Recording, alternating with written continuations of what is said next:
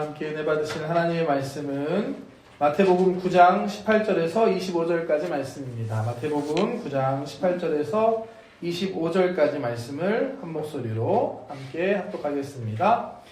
예수께서 이 말씀을 하실 때에 한 관리가 와서 절하며 이르되 내 딸이 방금 죽었사오나 오셔서 그 몸에 손을 얹어 주소서 그러면 살아나겠나이다 하니 예수께서 일어나 따라가심에 제자들도 가더니 12해 동안이나 혈루증으로 앓는 여자가 예수의 뒤로 와서 그 겉옷가를 만지니 이는 제 마음에 그 겉옷만 만져도 구원을 받겠다 함이라.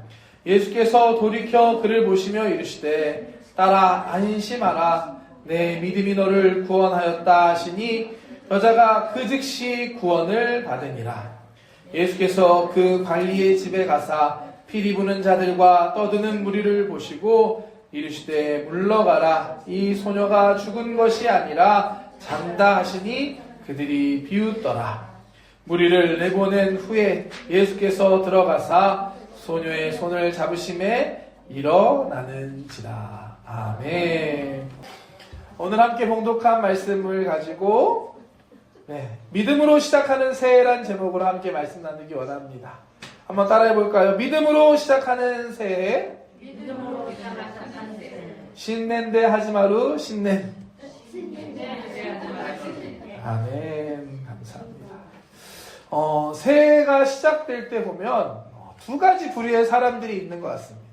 한 가지 부류의 사람들은 이제 새해가 됐으니까 뭔가 마음도 새롭게 하고 목표도 새롭게 하며 새롭게 새로운 한 해를 맞이하는 사람들이 있습니다.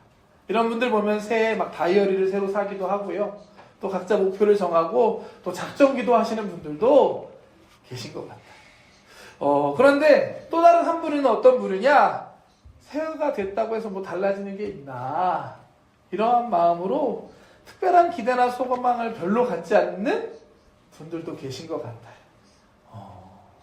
사실 이런 분들도 아마 예전엔 다 어느 정도 소망하는 것들이 있었을 것 같은데 몇 해 동안 해보니까 새해가 됐다고 해도 달라지는 게 별로 없네?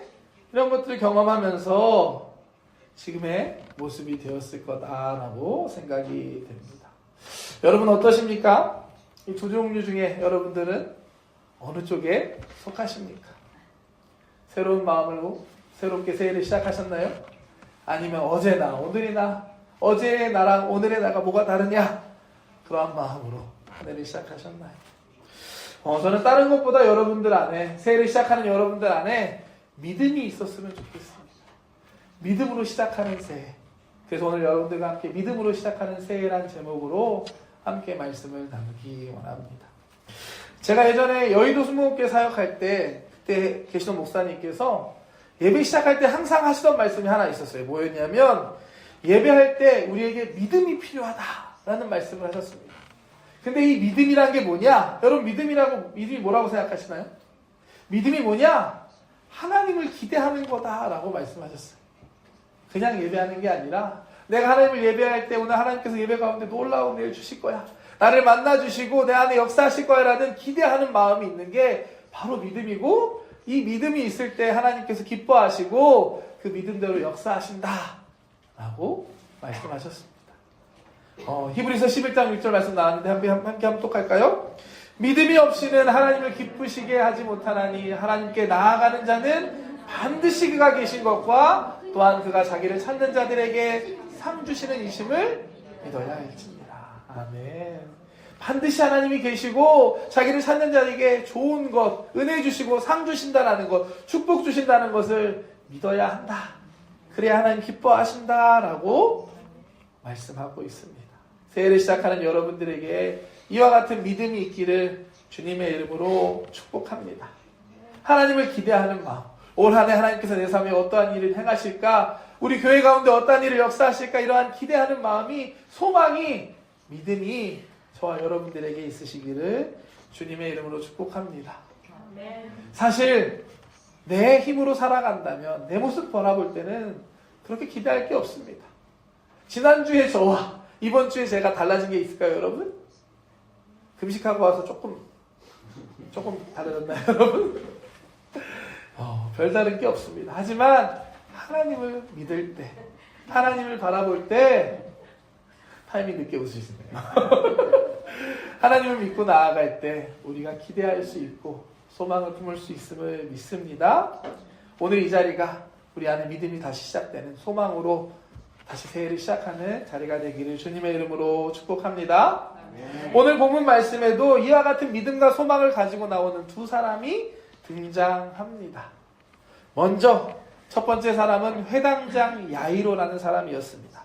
마태복음 오늘 본문에는 그냥 한 관리라고만 소개가 되는데요. 마가복음 말씀을 보면은 조금 더 구체적으로 이 사람에 대해서 설명합니다. 마가복음 말씀 5장 22절 말씀 함께 보겠습니다. 회당장 중에 하나인 야이로라 하는 이가 와서 예수를 보고 발 아래 엎드리어.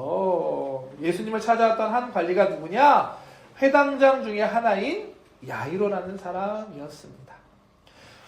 구약 성경을 보면은 원래 유대인들에게는 예루살렘 성전이 있었습니다. 아시죠? 솔로몬 왕이 멋지게 세운 예루살렘 성전이 있었습니다. 그래서 이 예루살렘 성전이 세워진 이후로 유대인들의 종교적, 신앙적, 또 민족적인 중심은 이 예루살렘의 성전에 있었습니다. 그런데 구약 성경 보면 유대인들이 하나님 앞에서 우상 숭배하는 범죄를 저지릅니다. 결국 어떻게 되냐? 하나님의 심판을 받고 바벨론 민족이라는 민족을 통해서 멸망당하게 됩니다. 이 예루살렘 성전도 결국 파괴되고 무너지고 맙니다. 남은 유대인들도 모두 다 바벨론 땅으로 포로로 잡혀가게 됩니다. 이게 구약에 나오는 이스라엘의 역사입니다. 그런데 이방 나라로 이제 끌려간 이스라엘 백성이 뒤늦게 이제 깨달은 거예요. 아, 우리가 잘못했구나. 그러면서 그곳에서 다시 하나님께 예배하고 싶은데 제사들이 성전이 없는 겁니다. 그래서 어떻게 했냐? 어쩔 수 없이 그 포로지에서 함께 모여서 하나님의 말씀, 그 율법을 함께 읽고 나누고 가르치기 시작했습니다. 이렇게 시작된 게 바로 회당이라는 곳입니다. 헬라어로 수나고그라고 말하는데요. 그 의미가 함께 모이다. 말 그대로 회당, 모이는 회당이었습니다. 이 포로기 시절에 이방 나라에 가서 그곳에서 하나님의 말씀과 율법을 공부하고 민족의 정체성을 잃지 않기 위해서 함께 모였던 곳이, 그렇게 시작된 곳이 바로 회당이라는 곳이었습니다. 근데 이후에 이제 포로 기간이 끝나고 유대인들이 다시 예루살렘으로 돌아오게 됩니다. 다시 성전을 세우게 되죠. 그래서 이 회당이 없어졌냐? 아니요, 없어지지 않습니다. 예루살렘에는 성전이 있지만 각 지역마다 신앙 공동체의 중심이 되는 곳으로 이 회당이 세워지고 운영되게 됩니다. 그래서 오늘 말씀 나오는 예수님의 이 신약 시대에도 이 회당은 종교적인 기능뿐만이 아니라 유대 사회에 어떻게 보면 한국의 동사무소, 일본의 구약소 같은 역할을 하는 곳이 바로 이 회당이었습니다. 안식일에는 사람들이 이렇게 모여서 함께 율법을 전하고 가르치고 또 무엇보다 아이들에게 율법을 가르치는 곳이었고요. 또한 유대인 지역 공동체 같이 뭔가 의견을 모아야 할 때 회의의 장소로도 사용이 됐습니다. 또한 때때로는 율법을 기준으로 해서 시시비비 잘못을 판단하는 재판소의 역할도 하는 곳이 바로 이 회당이었습니다. 그런데 오늘 본문에 나오는 이 야이로라는 사람이 회당장의 대표, 회당장 중에 한 명이었다라고 말합니다. 이거는 그가 보통 사람이 아니라 꽤 지위가 높고 명예롭고 존경받는 그런 사람이었다라는 것을 알 수 있습니다. 근데 오늘 말씀 보면 그런 야이로가 지금 예수님을 발견하고 예수님 발 앞에 어떻게 하죠? 납작 무릎 꿇고 엎드립니다. 자신이 갖고 있던 모든 것, 지위와 권위나 이런 것들은 다 내려놓고 그냥 예수님 발 앞에 엎드리는 거예요. 겸손하게, 간절하게 주님 앞에 나아가고 있는 모습입니다. 왜 그랬을까요? 잘 아시겠지만 야이로에게는 딸이 있었습니다. 12살 된 딸. 근데 그 딸이 안타깝게도 지금 죽어가고 있었고 그 딸을 살리기 위해서 간절한 마음을 가지고 예수님 앞에 나와 무릎으로 엎드렸던 것이었습니다. 우리가 예배할 때, 주님 앞에 나아갈 때 이와 같은 간절한 마음이 있기를 소망합니다. 교만한 모습으로 예배하는 것이 아니라 주님 아시죠? 불쌍히 여기시옵소서, 도와주시옵소서. 주님의 은혜가 필요합니다.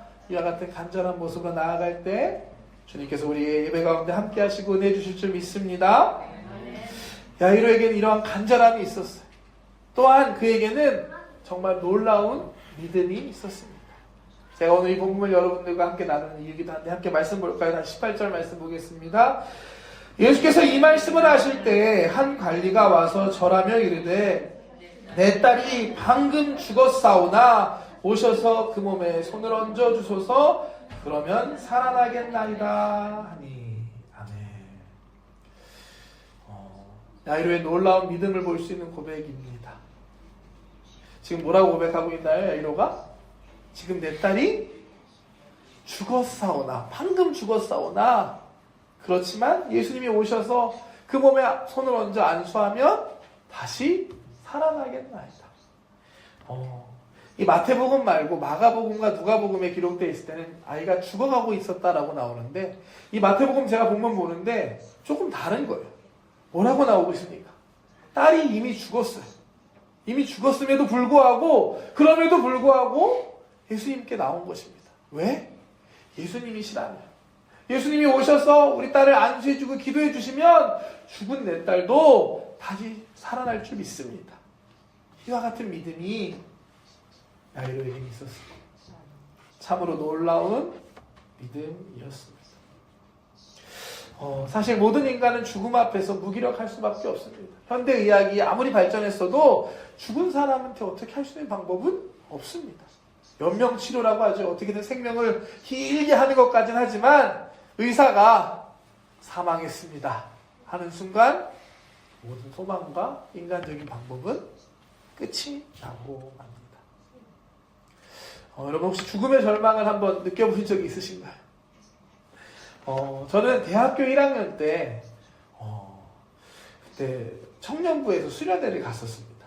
그런데 당시 그때 한국의 동해안 바닷가의 주문지라는 곳으로 갔는데 안타깝게도 그곳에서 물놀이 사고가 있었습니다. 한 청년이 물놀이 하다가 죽고 마는 사고가 있었습니다. 그때가 첫째 날이었거든요. 바로 첫째 날에 도착해서 신났어요. 바닷가 갔으니까 청년들이 신나서 같이 프로그램하고 또 오후에는 바닷가에 가서 놀고 이제 돌아와서 씻고 이제 저녁 예배를 준비하는 때였습니다. 근데 갑자기 사고 났어요 하면서 난리가 나기 시작합니다. 알아보니까 교회가 작은 교회를 우리가 빌려갖고 수련회를 했거든요. 교회에서 씻어야 되는데 한 50명의 청년이 있다 보니까 다 씻을 수가 없는 거예요. 어쩔 수 없이 남자 청년들 몇 명은 교회 바로 옆에 있는 그 강이라고 하니까 좀 작은 강이 있는데 거기 가서 씻자고 나간 겁니다. 그래서 씻어야 되니까 다리 밑에 들어가서 씻다가 한 명이 우리 씻었으면 좀 더 놀고 가자 하면서 그러다가 강 물에 휩쓸려서 물속으로 빨려 들어가고 말았습니다. 결국 45분 지나서 119 잠수부가 와서 그때 와서 건널 수 있었어요. 수련회가 어떻게 됐을까요? 지금 여러분들의 분위기보다 조금 더 심했던 것 같아요. 그야말로 박살이 났어요. 이때부터 사실 저는 수련회 준비할 때 다른 것보다 뭐 은혜 주세요, 성령 충만 이것도 당연히 필요하지만 사고 안 나게 해주세요라는 기도를 꼭 합니다. 정말 그렇게 사고 나니까 정말 끝이더라고요. 이미 여자 전사님이셨는데 전사님이 이미 쓰러졌어요. 이미 정신을 놨어. 그리고 뭐 회장단이나 리더들은 일 처리한다고 병원에 가고 딱 경찰서 가고 다 간 상황이었어요. 성전에 이렇게 청년들이 몇 명 같이 남아있는 그 상황의 그 분위기를 전 지금도 잊을 수가 없습니다. 근데 그때 저희 청년부 회장이 누나였거든요. 누나가 저한테 와서 부탁을 하나 하는 거예요. 그때 저는 이제 신학교 가서 1학년, 신학과 1학년 학생이었습니다. 신학생이었으니까 얘기했을 것 같아요. 세영아, 기도해 좀 인도해 줄 수 있겠니?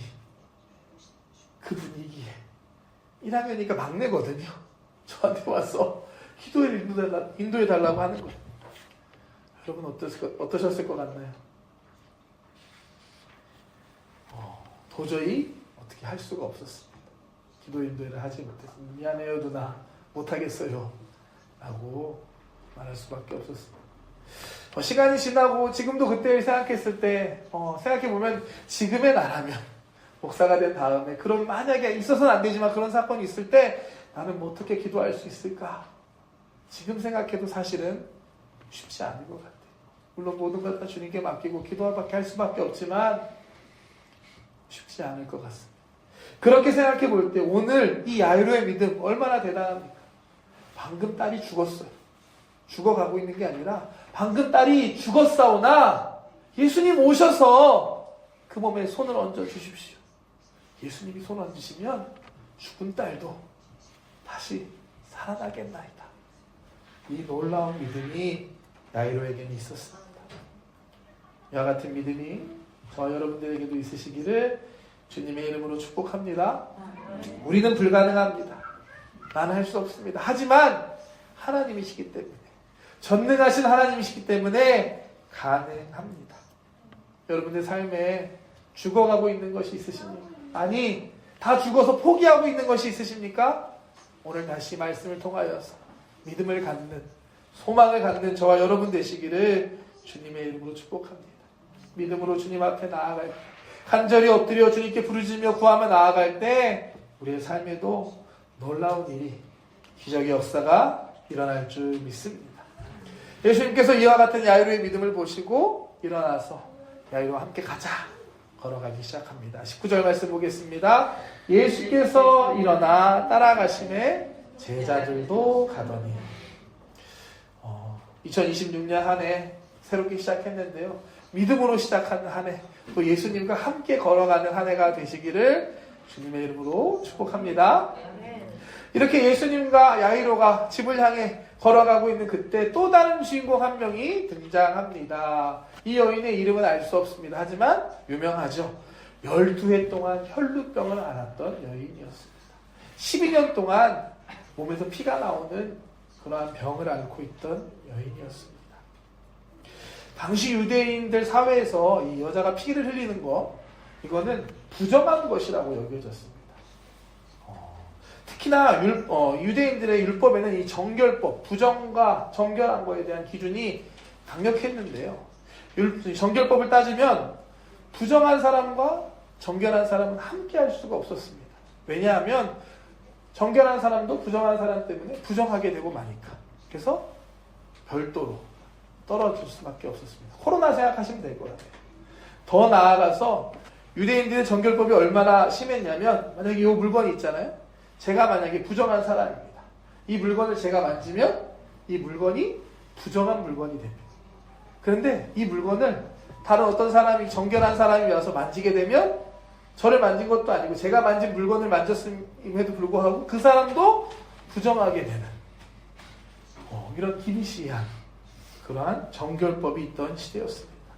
쉽게 말해 이 12해 동안 혈루병이 걸렸던 이 여인은, 부정한 여인은 아픈 것만을 넘어서 사람들과 정상적으로 함께할 수 없는, 사회에 속할 수 없는, 소외되고 버림받은 여인이었습니다. 이 여인에게도 그런데 믿음이 있었습니다. 함께 볼까요? 12해 동안이나 혈루증으로 앓는 여자가 예수의 뒤로 와서 그 겉옷가를 만지니 이는 제 마음에 그 겉옷만 만져도 구원을 받겠다 합니다. 이 여인이 갖고 있었던 믿음이 무엇입니까? 예수님께 가서 예수님 겉옷만 만져도 내가 구원받는다, 내가 치료받을 수 있겠다라는 마음, 그 믿음이 이 여인에게는 있었던 것입니다. 그렇기 때문에 예수님께서 쫓아와서 아무도 모르게 그 겉옷에 손을 댔던 것입니다. 하지만 예수님께서는 이 모든 걸 다 알고 계셨어요. 예수님 말씀하십니다. 22절 말씀 볼까요? 예수께서 돌이켜 그를 보시며 이르시되 따라 안심하라, 네 믿음이 너를 구원하였다 하시니 여자가 그 즉시 구원을 받으니라. 예수님 뭐라고 하시죠? 내 믿음이 너를 구원하였다. 이 여인의 믿음, 예수님의 손에, 옷자락에 손만 대면 내가 치료받을 수 있다, 구원받을 수 있다라는 믿음을 예수님께서 보시고 내 믿음이 너를 구원했다 말씀하셨습니다. 새해를 시작하는 저와 여러분들에게도 이와 같은 믿음이 있기를 주님의 이름으로 축복합니다. 야이로와 같이 12해 동안 혈루병 앓았던 여인과 같이 우리 각자의 삶에도 아마 문제가 있을 거예요. 해결할 수 없는 아마 오랫동안 끌고 왔었던 어려움이 있을 수도 있습니다. 그 문제를 뛰어넘어서 믿음으로 주님 앞에 나올 수 있는 저와 여러분들 되시기를 주님의 이름으로 축복합니다. 주님이면 충분합니다. 옷자락에 손만 얹으면 예수님이 안수해 주시고 함께 해주시면 불가능은 없고 다시 살아나는 역사, 회복의 역사, 치료의 역사가 우리 가운데 일어날 줄 믿습니다. 제가 좋아하는 말씀인데요. 마태복음 19장 26절 말씀입니다. 예수께서 그들을 보시며 이르시되 사람으로는 할 수 없으나 하나님으로서는 다 하실 수 있느니라. 믿으십니까? 믿으십니까? 하나님은 다 하실 수 있습니다. 이 믿음으로 2020년 새해를 시작하는 저와 여러분 되시기를 축복합니다. 근데 문제는 우리가 이렇게 믿음으로 새해를 시작하려고 할 때 세상의 사람들은 어떻게 반응할까요? 와, 대단하다 해줄까요? 아니죠. 정신이 나갔네. 손가락질하고 비웃습니다. 예수님과 함께 집으로 돌아오는 길에 야이로에게 사람이 찾아옵니다. 사람들이 야이로에게 얘기합니다. 이미 딸이 죽었습니다. 그만하시고 이 선생님, 예수님을 그만 괴롭게 하십시오 라고 말합니다. 35절 말씀 볼까요? 마가복음 5장 35절 말씀입니다. 아직 예수께서 말씀하실 때 회당장의 집에서 사람들이 와서 회당장에게 이르되 당신의 딸이 죽었나이다. 어찌하여 선생을 더 괴롭게 하니까. 우리가 믿음으로 새해를 시작할 때 믿음을 가지고 해보자 나아갈 때 기억해야 할 것은 세상은 우리의 믿음을 이해할 수 없다는 것입니다. 세상 사람들은 우리를 손가락질하고 공격할 수도 있습니다. 그때 우리가 어떻게 해야 할까요? 두려워하지 말고 더 믿음으로 주님 앞에 나아가야 할 줄 믿습니다. 예수님께서 말씀하십니다. 36절 말씀 함께 볼까요? 예수께서 그 하는 말을 곁에서 들으시고 회당장에게 이르시되 두려워하지 말고 믿기만 하라 하시고, 두려워하지 말고 믿기만 하라. 예수님께서 오늘 저와 여러분들에게 주시는 말씀인 줄 믿습니다. 두려워하지 마시기 바랍니다. 믿기만 하시기 바랍니다. 믿을 때 하나님께서 우리의 삶 가운데 놀라운 역사를 이루실 줄 믿습니다. 우리를 사랑하시는 주님, 우리에게 이 땅에 오셔서 우리에게 십자가에 대신 죽으실 만큼 우리를 사랑하시는 그 주님을 믿고 나아갈 때 그 주님께서 우리를 도와주시고 새해를 행하실 줄 믿습니다. 지난주 주일부터 화요일까지 2박 3일 동안 기도원에 다녀왔습니다. 말씀드렸던 것처럼 새롭게 시작하는 카와사키 성전 사역을 위해서 좀 새로운 마음으로 기도하기 위해서 금식하면서 다녀왔는데요. 너무 감사했습니다. 한 해 마무리를 기도원에서 이렇게 금식하고 기도하면서 할 수 있는 게 너무나 좋고 감사하더라고요.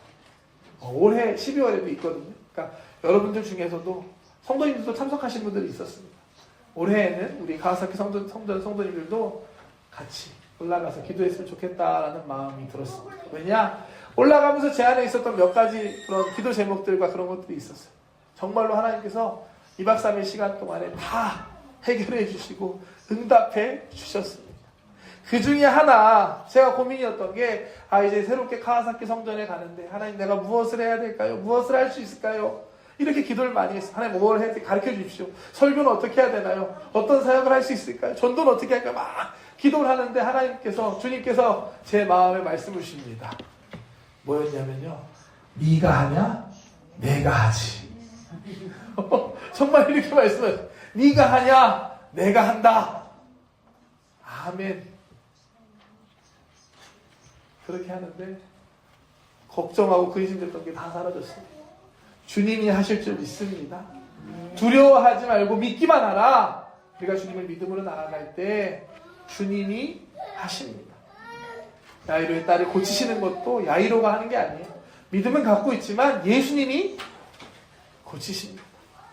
12의 혈루병 앓은 여인도 믿음을 가지고 주님을 만졌지만 고치는 것은 예수님이 하십니다. 우리가 믿음으로 한 해를 시작하고 믿음으로 주님 앞에 나아갈 때 주님께서 우리의 삶에 새해를 행하실 줄 믿습니다. 함께 말씀 볼까요? 마가복음 5장을 통해서 이어진 이야기 함께 보겠습니다. 회당장의 집에 함께 가사 떠드는 것과 사람들이 울며 심히 통곡함을 보시고 들어가서 그들에게 이르시되 너희가 어찌하여 떠들며 무느냐? 이 아이가 죽은 것이 아니라 잔다 하시니 그들이 비웃더라.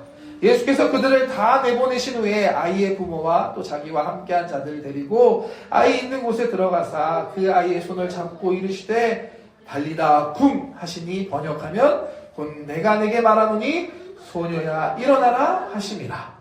소녀가 곧 일어나서 걸으니 나이가 12살이라. 사람들이 곧 크게 놀라고 놀라거늘. 아멘. 배당장 집에 예수님과 함께 도착하신 후에 예수님께서 소녀가 누워있는 방에 가십니다. 그리고 말씀하시죠. 달리다 쿵. 달리다가 소녀라는 뜻이고요. 쿵은 일어나라. 소녀야 일어나라. 소녀야 일어나라. 말씀하실 때 죽어있던 소녀가 일어나는 놀라운 기적의 역사가 일어났습니다. 그 모습을 본 모든 사람들이 크게 놀라고 놀랐다 하고 말씀합니다. 우리의 삶에도, 저와 여러분들의 삶에도, 우리 가와사키 성전에도 이와 같은 놀랍고 놀라운 기적이 일어날 줄 믿습니다. 기적의 주인공이 되는 저와 여러분들 되시기를 주님의 이름으로 축복합니다. 야이로는 자신의 딸이 죽었음에도 불구하고 믿음으로 예수님을 찾아 나왔습니다. 예수님이라면 죽은 내 딸도 다시 살리실 수 있다라는 믿음이 있었기 때문입니다.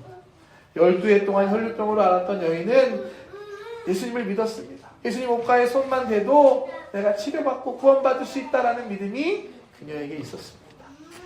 2026년 새해를 시작하는 저와 여러분, 어떠한 기도 제목이 있으십니까? 여러분 삶에 어떠한 문제가 있습니까? 여러분 삶에 다시 살아나야 하고 회복되어야 할 무언가가 있습니까? 예수님께 믿음으로 나아오시기를 바랍니다.